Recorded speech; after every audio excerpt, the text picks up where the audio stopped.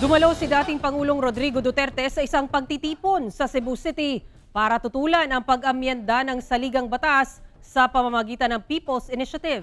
Narito ang report ni Nico Sereno ng GMA Regional TV Balitang Bisdak.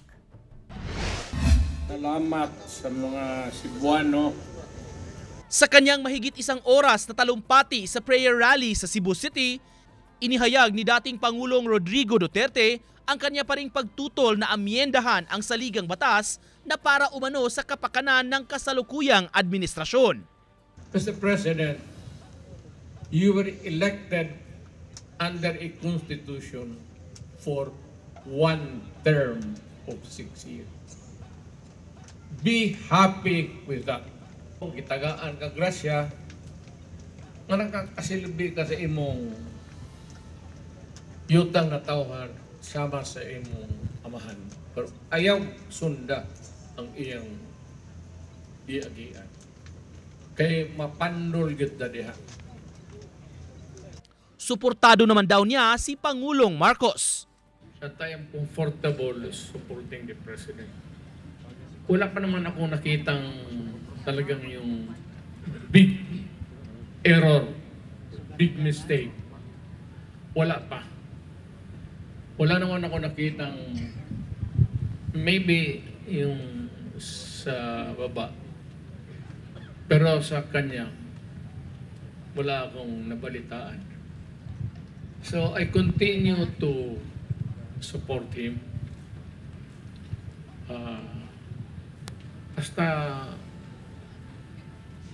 I don't know how this term would end.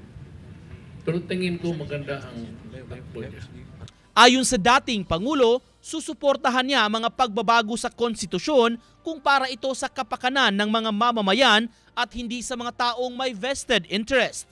Sinimulan ang pagtitipon sa South Road Properties sa isang panalangin at nagkaroon din ng candle lighting. Naging sentro sa rally ang pagtutol sa pagpapabago sa konstitusyon sa pamamagitan ng People's Initiative. Maliban sa dating Pangulo, kabilang sa mga naglahad ng kanilang mga saloobin sa usaping People's Initiative ang anak ng dating Pangulo na si Mayor Sebastian Baste Duterte. Noon man yung mga subuan noon, ngadji lang gihapon ta. Ngadji lang ta nga ma-okay ra ni tanan o maundang ni basig manaog na unsa pa na.